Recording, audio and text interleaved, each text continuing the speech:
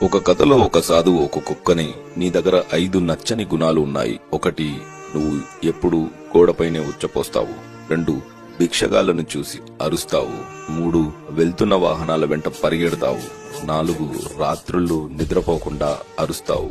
5, ఎవడు భోజనం పెట్టినా అది దొంగ వెదవైనా తోక ఊపుతావు. ఎందుకలాగా అని అడుగుతాడు.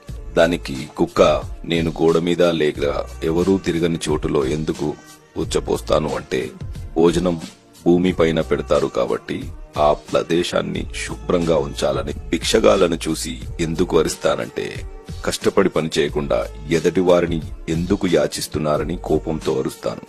వెళ్తున్న వాహనాల వెనకాల ఎందుకు పరిగెడతానంటే, అతి వేగంగా వెళ్లడం వల్ల ప్రమాదమే కాని ఎలాంటి ఉపయోగం ఉండదని చెప్పడానికి. రాత్రుళ్ళు ఎందుకు అరుస్తానంటే, నిశ్శబ్దంగా నిర్మానుషమైన ఈ చీకటిలో నేను మీకు తోడుగా ఉన్నాను, మీరు